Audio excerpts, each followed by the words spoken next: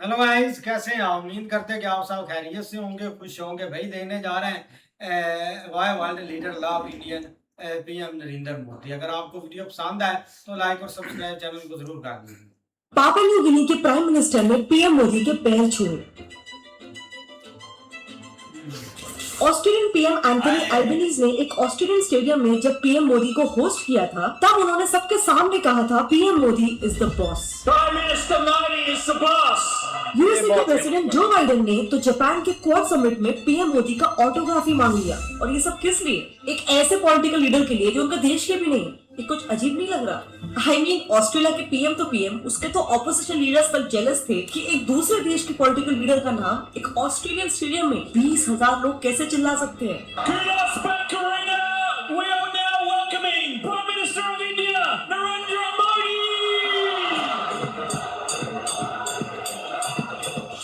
अब इसको बहुत सारे लोग शायद मोदी जी का करिश्मा कहें, बट एक famous German sociologist max weber ने अपनी करिश्मेटिक लीडरशिप थ्योरी में कहा था, उसके बिहेवियरल अपीयरेंस से तो आता है, पर ओरिजिनली वो सोशियोलॉजी और पॉलिटिक्स से भी काफी ज्यादा मोटिवेटेड होता है। बस इसी का आज हम डिटेल में स्टडी करेंगे कि क्यों और कैसे हमारे Indian prime minister Narendra Modi आज पूरे वर्ल्ड के फेवरेट लीडर बन चुके हैं। हम मेजरली 4 चीजों पर बात करेंगे: vote bank politics, Jio politics, personality and decision making. अगर हम वोट बैंक पॉलिटिक्स की बात करें तो पिछले सिर्फ 10 सालों में ही ऑस्ट्रेलिया में इंडियंस की पॉपुलेशन डबल होकर उनके टोटल पॉपुलेशन का 3% बन चुकी है। जबकि इतना रिप्रेजेंटेशन तो आज इंडिया में भी थर्ड और फोर्थ लार्जेस्ट ग्रुप्स क्रिश्चियंस और सिख्स का भी नहीं। नो वंडर लास्ट इलेक्शन के वक्त इन इंडियन वोटर्स को जीतने के लिए ex Australian PM Scott Morrison Instagram पर मद्रास करी के साथ सेल्फी पोस्ट कर रहे थे। वहीं पे current Australian PM Anthony Albanese Hindu देवी देवता की आरती करते हुए नजर आ रहे थे। इसका नतीजा ऐसा निकला कि एक्चुअल इलेक्शन से पहले होने वाले एग्जिट पोल सर्वे में जिस कैंडिडेट को 40% इंडियंस ने वोट किया था, वही कैंडिडेट फाइनली इलेक्शन में जीता। सेम हुआ 2020 में यूएस के साथ।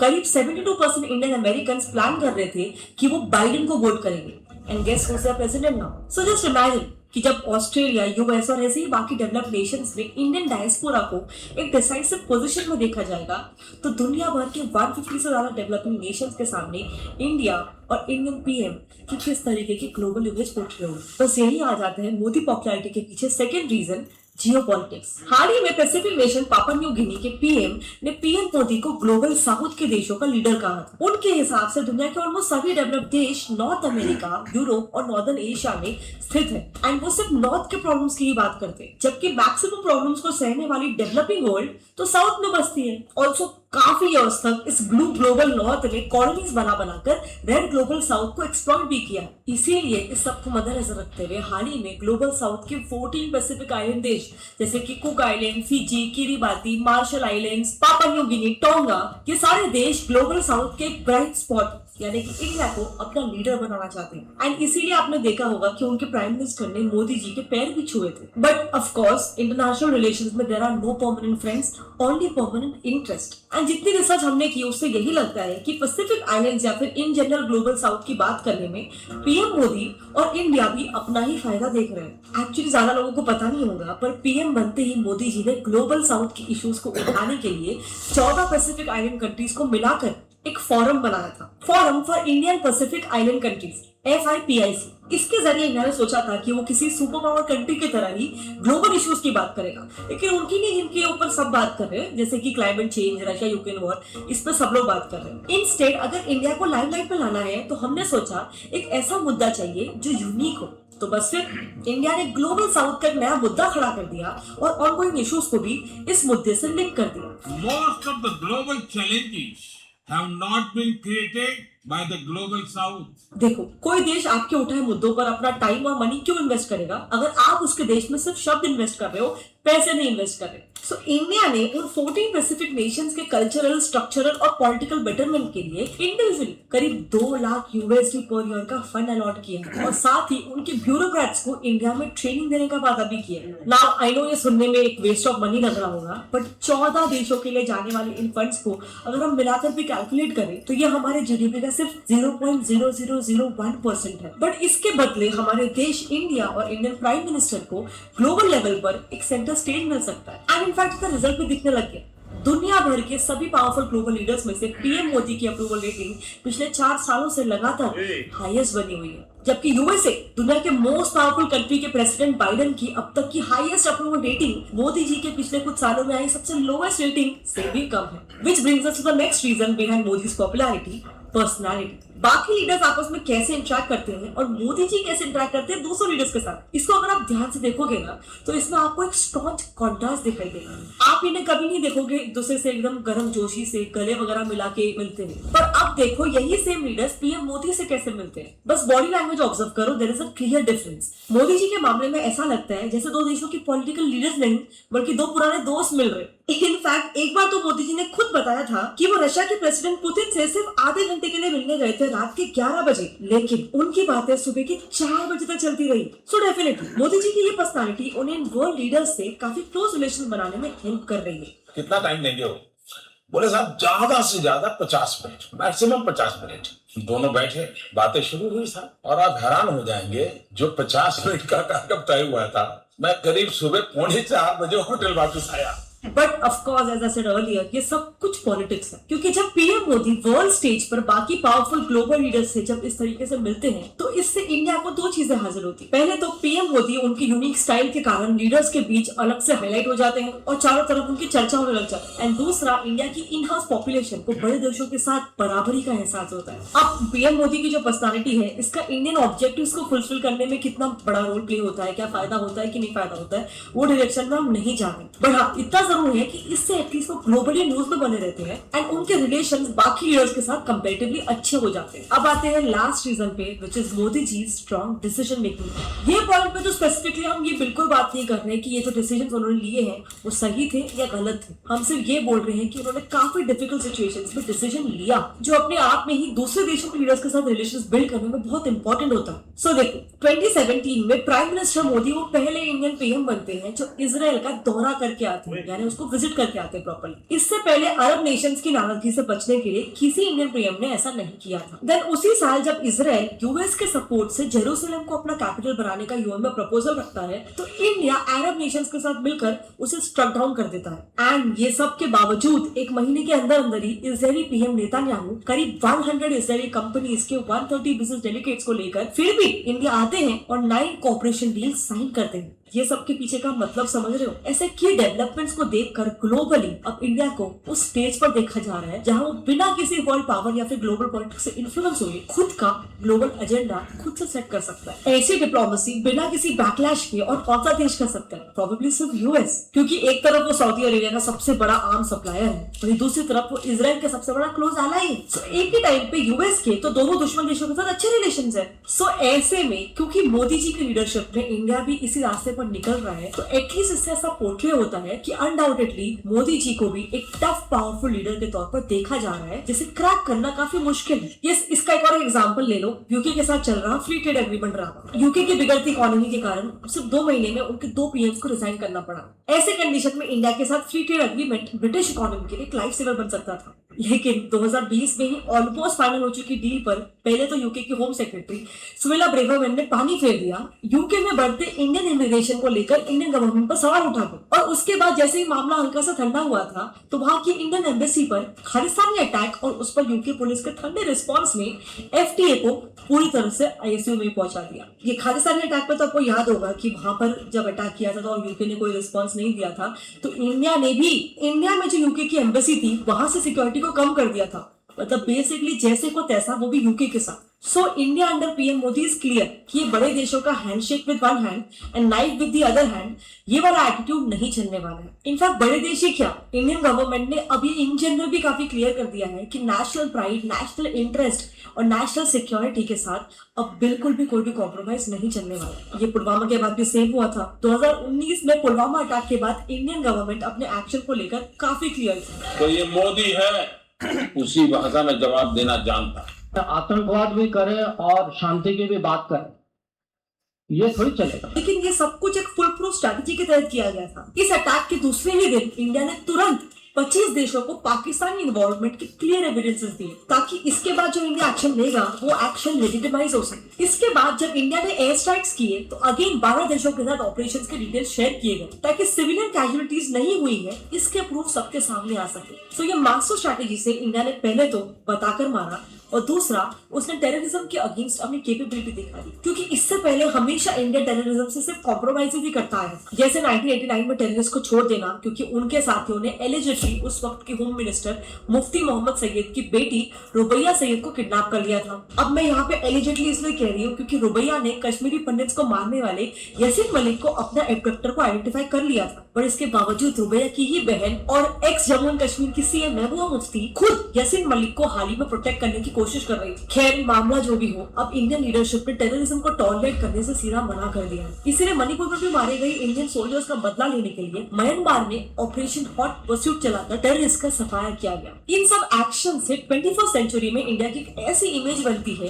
कि पीएम मोदी की लीडरशिप में नेशनल इंटरेस्ट सबसे ऊपर है एंड ऐसा सिर्फ वही देश कर पाते हैं जो काफी डेवलप्ड है। इसीलिए भी ये पीएम मोदी के पॉपुलैरिटी में मेजर फैक्टर हो जाता है। इनफैक्ट समय का खेल देखो, 2005 में जिस यूएस ने पीएम मोदी का वीजा कैंसिल कर दिया था तब वो सीएम थे, आज उसी यूएस का प्रेसिडेंट मोदी का ऑटोग्राफ मांग रहे हैं। नाउ ऑफ कोर्स इस पूरे वीडियो में हम कहीं नहीं कह रहे कि सिर्फ मोदी जी के आने के बाद ही सारे डेवलपमेंट्स हुए हैं, पर एक चीज को कोई झुठला नहीं सकता कि आज इंडिया को लेकर जो एक ग्लोबल एटीट्यूड है वो काफी ज्यादा चेंज हो गई। बट क्या आपके हिसाब से भी वाकई में आज हमारे पीएम ग्लोबली काफी फेमस है, एंड इफ यस तो ऐसा क्यों है? आपकी जो भी ओपिनियन है मेरे साथ नीचे कमेंट सेक्शन में शेयर करना, आई वुड लव टू। बाकी तो आज मोदी जी की पॉपुलैरिटी को जस्टिफाई करने का एक सबसे बड़ा पॉइंट तो ये है कि वो पाकिस्तान जो पहले इंडिया के अगेंस्ट था, आज वहां के पाकिस्तानी लोग Indian prime minister Modi ji को अपना प्राइम मिनिस्टर बनाना चाहते हैं। इस टॉपिक पे हमने डिटेल वीडियो बना रखा है, अगर आप वो देखना चाहते हैं तब।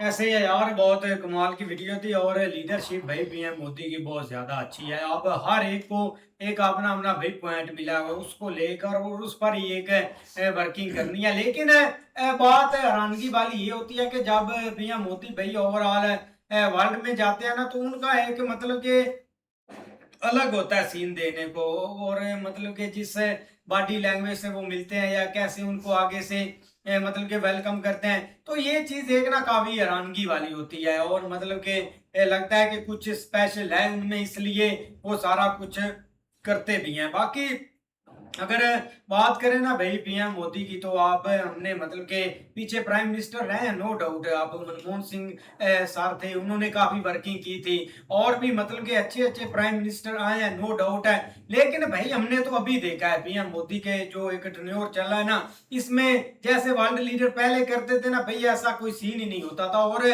रियलिटी है, आप पीएम मोदी चाहे अमेरिका में जाए, इसराइल में जाए, मिडिल ईस्ट में जाए, भाई उनको वो प्रॉपर और एक बहुत बड़ा एक वेलकम भी करते हैं और उनके साथ खुलकर वो हर चीज मतलब कि आमनी साझा भी करते हैं, इसमें कोई डाउट नहीं है। पहले होता था कि भाई अगर आप इसराइल में चले गए तो गल्फ कंट्री आपसे कट ऑफ है, मतलब कि उनको उन्होंने आपको वैसा एक ट्रीट करना ही नहीं है। लेकिन अभी वो बात ही नहीं है, गल्फ वाले तो भाई आप स्पेशल वेलकम भी करते हैं और इस लीडरशिप को अप्रिशिएट भी करते हैं कि भाई इंडिया में ऐसी एक लीडरशिप है जो कि मतलब कि हर एक बात को मनाना भी जानती है और एक बात पर बड़ी एक खड़ी भी रहती है, नो डाउट। वीडियो यार बाकी बड़ी कमाल के। मोदी जी की बात करें ना तो भाई वो बहुत अच्छे लीडर हैं, क्योंकि उन्होंने भाई इंडिया का इन कुछ सालों में नक्शे ही चेंज कर दिया। आप देख लें कि इतने कमाल कमाल के एक्सप्रेस वे देख लें, वहाँ पे एयरपोर्ट देख लें, हर तरह की सुविधा जो है ना वो इन्होंने दी है। वो सिर्फ भाई वर्ल्ड लीडर भाई स्ट्रांग हैं, जाहिर बात है। जो ये छोटी छोटी कंट्री जहाँ पे वो कह रहे थे कि उस कंट्री के बंदे ने, प्राइम मिनिस्टर ने भाई मोदी साहब के पैर छुए हैं, तो सत्कार होता है, वो भाई अपनी आप देते हैं उनको, भाई इज्जत देते हैं, जाहिर बात है, क्योंकि वो उनके लिए अच्छा सोच रहे हैं तो इज्जत देंगे। अच्छे बंदे कोई बंदे बुलाते हैं, ये तो नहीं ना आज तक आपने ये नहीं सुना होगा कि शहबाज शरीफ को किसी ने खुद बुलाया, ऐसी कंट्री ने, छोटी कंट्री के भी आए, हमारी कंट्री विजिट करें और देखें और हमारे लिए भी कुछ सोचें और अपने लिए भी कुछ सोचें। बाकी भी मोदी साहब की बात करें, वो बेस्ट बंदा है भाई, अपनी कंट्री के लिए बेस्ट दे रहा है और हर तरफ उसकी भाई चर्चा हो रही है। बिल्कुल यार, काफ़ी अच्छी वीडियो थी। और पीछे आप ये वीडियो काफ़ी पुरानी और तब इतनी ज़्यादा डेवलपमेंट हुई थी, लेकिन अभी करंट सिचुएशन आप देख ले तो अभी भी एक सेम ही चलता आ रहा है कि पीएम मोदी जो है ना बहुत सारी कंट्री विजिट करते हैं, वहाँ के जो प्राइम मिनिस्टर हैं उनको काफ़ी ज़्यादा रिस्पेक्ट देते हैं। अभी अभी लास्ट उन्होंने 3-4 कंट्री में वो गए हैं और वहाँ उन्होंने स्पीच दी है। वहाँ जो इंडियंस रह रहे हैं उन्होंने वो काफ़ी इकट्ठे हुए, पूरी कम्युनिटी इकट्ठी होके उनका वेलकम किया, उनकी एक स्पीच सुनी। और ये है कि वहाँ के एक जो लोग हैं ना वो भी उनको सुनने के लिए आए हैं। और यही रीज़न है कि भाई वो एक वर्ल्ड लेवल पर जाके अपना जो है ना एक अच्छे काम जो है इंडिया के वो दिखा रहे हैं। और एक दूसरी बात है कि वहाँ की जो कम्युनिटी है ना, जैसे ऑस्ट्रेलिया में जो इंडियन कम्युनिटी है, अब वहाँ कितने ज़्यादा इंडियन हो गए हैं और वही देख ले के किस तरह भाई इस चीज़ को वो एप्रिशिएट कर रहे थे। लेकिन ये कि वीडियो काफ़ी अच्छी थी और भाई प्राइम मिनिस्टर जहाँ भी जाते हैं पीएम मोदी तो ऐसे ही एक स्पीच ज़रूर देते हैं। भाई वीडियो बहुत अच्छी है। ये चीज़ देखें कि भाई कल जब वो अपना न्यूजीलैंड गए थे तो वो उन्होंने एक जो मफरल था 25-30 साल पहले जो उनको मिला था, तो वो सबूत के तौर पर उन्होंने बोला था कि ये 25 साल पहले मुझे यहाँ एक दफ़ा मैं आया था तो मुझे मिला था। तो ये चीज़ होती है भाई कि एक बंदा जो अच्छा अपनी मुल्क के लिए सोचता है तो ज़ाहिर बात है उसने वो देखो कि भाई उसने 14 मुल्कों को इकट्ठा किया है और 14 मुल्कों को भाई अपनी तरफ से उसने डोनेशन दिया है कि ये पैसा भी दिया है और एक दूसरे के साथ मिलकर काम करने का भी कहा है।